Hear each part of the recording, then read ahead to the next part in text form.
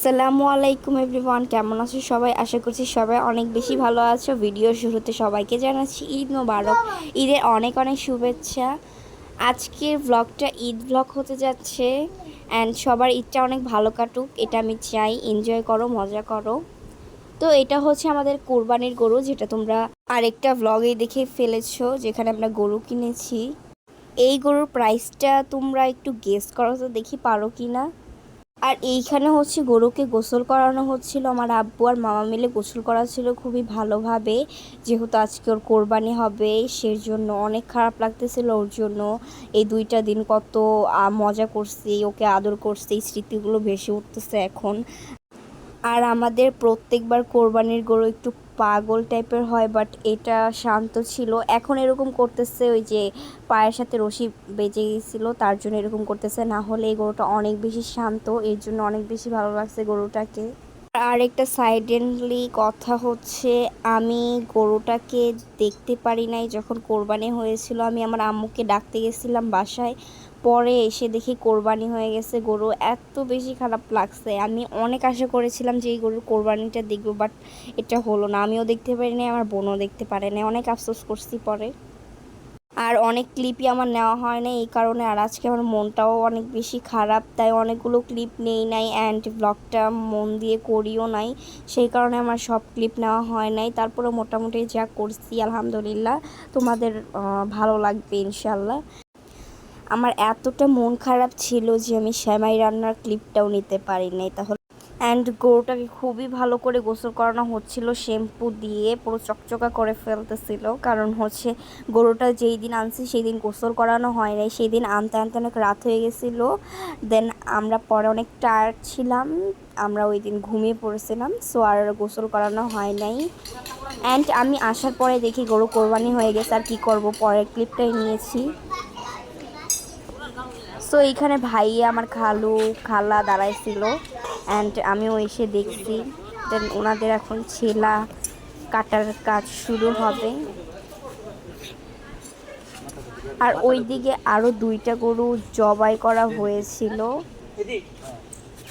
এইটা ভেবে আমার অনেক বেশি খারাপ লাগতেছিল। কালকে সেম এই টাইমে ওকে অনেক আদর করতেছিলাম, বাট এই টাইমে আজকেও কোরবানি হয়ে গেল। কিছু করার নাই, কারণ এটা হচ্ছে নিয়ম, আল্লাহর তরফ থেকে এটা হয়ে আসতেছে। সো এটা মন খারাপ করলে চলবে না। আজকের ঈদটা কার কেমন কাটলো অবশ্যই কমেন্টে জানিয়েছে। আবার আমার ঈদটা মোটামুটি কাটছে, এতটাও ভালো না আবার এতটাও খারাপ না, সব মিলাইয়া মোটামুটি ভালোই হয়েছে।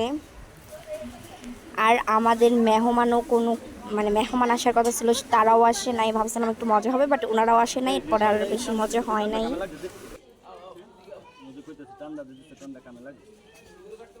তো এখানে গরু ছেলা হচ্ছিল, আমাদের ঘরের সবাই এখানে ছিল।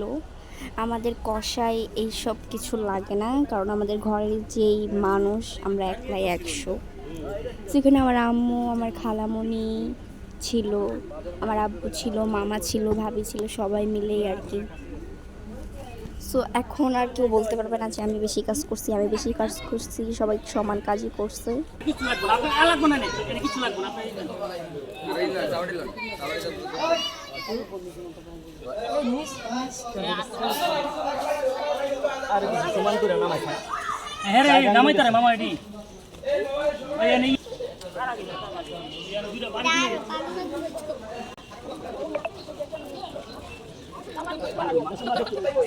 এইবার আলাদা বসারা হে এবং বড় বসে আছে ভিডিও কোন দেবে বিসমিল্লাহ অনেকটা মতো এটা কাটু বুঝছো দরকার না দেখলাম দরকার না ধরিস বাড়ি বাড়ি বাড়ি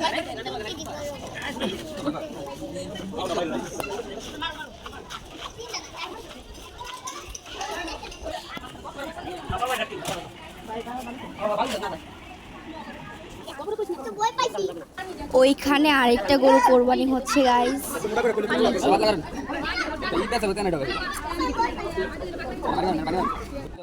এবার এই বাসার যতগুলো গরু কেনা হয়েছে সবগুলো মোটামুটি ঠান্ডাই পড়ছে।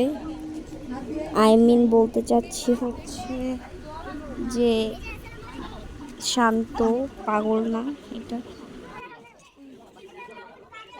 একটা গরুর রান কাটা শেষ, আরেকটা কাটা হচ্ছে। এই তো ভাইয়া নিয়ে যাচ্ছে ঘরে। আর ওনাকে দেখতে অনেকটা কষায়ের মতোই লাগতেছে আমার থেকে, যেইভাবে হচ্ছে চাওয়ারি দিয়ে মাংসগুলো কাটতেছিল এরকমই মনে হচ্ছিল। যেই পরিমাণে শব্দ হইতেছিলাম বারবার শুধু ভয় পেয়ে যাচ্ছিলাম। আর যে ওনার কথা বললাম উনি কিন্তু আমার খালু লাগে, আপনারা আবার কষাই ভাববেন না।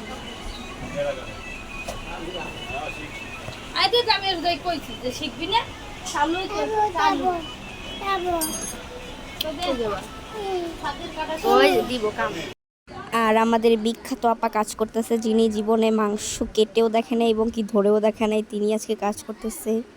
তো আজকে সবাই আমরা অবাক হয়ে গেলাম।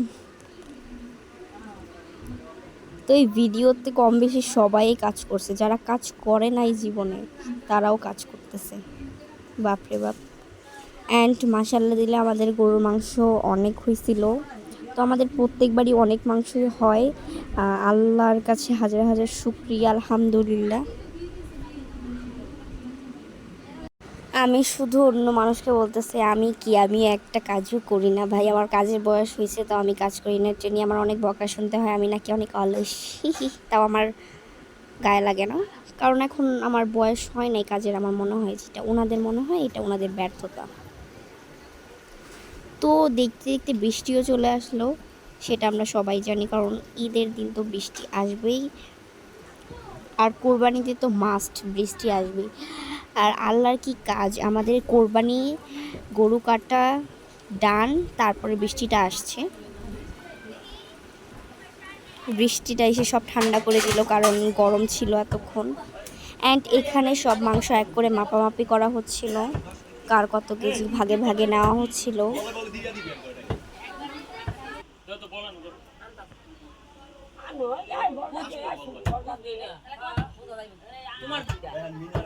আপনারাই দেখেন মাশাল্লাহ দিলে কতগুলো মাংস হয়েছিল, মাশাল্লাহ মাশাল্লাহ।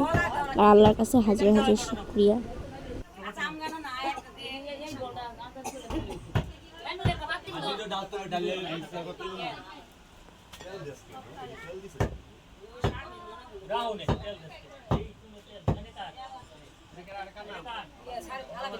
মোবাইলটা কি চার্জ হয় না, তোর না এখানে চিৎকার মনে হয় না।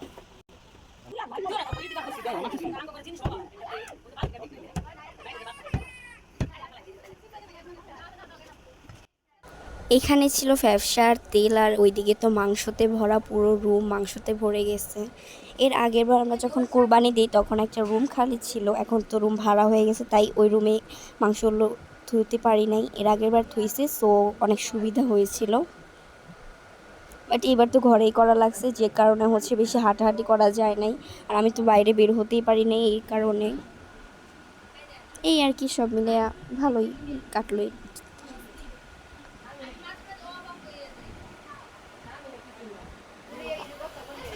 অ্যান্ড এই যে আমাদের ফার্স্ট তরকারি বসিয়ে দেওয়া হলো, এখানে 10 কেজি মাংস ছিল।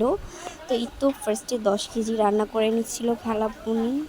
কয় কেজি এনে জানি। অ্যান্ড প্রথম মানে মাংস খাবো ফার্স্ট, সো অনেক এক্সাইটেড ছিলাম যে কেমন হবে। আর এইখানে 8 কেজি রাখা ছিল কালো ভুনার জন্য, আর এটা হচ্ছে আজকে সকালে রান্না করা হয়েছে। এই তরকারিটাও অনেক বেশি মজা হয়েছিল। আর এটা হচ্ছে শুটকি দিবে আর কি, মানে গরু মাংসের যে শুটকিটা রান্না করা হয় এটা আমি জানি না, আমার খালামণিরা বলছিল ওইটা দেওয়া হবে। আর এই তো এটা হচ্ছে আমাদের জন্য রান্না করা, যেহেতু সবাই ভাগে ভাগে করছে, এটা হচ্ছে আমরা রান্না করছি। আর ওইটা হচ্ছে খালামণির নানুদের বাসায় রান্না করছে, এটা আমাদের বাসায় রান্না করা হয়েছে। এই তরকারিটা এত বেশি মজা হয়েছে। ভিডিওটা দেখতে দেখতে লাস্টে চলে আসলাম। সবাই ভালো থাকবা, সুস্থ থাকবা, অ্যান্ড বাই বাই।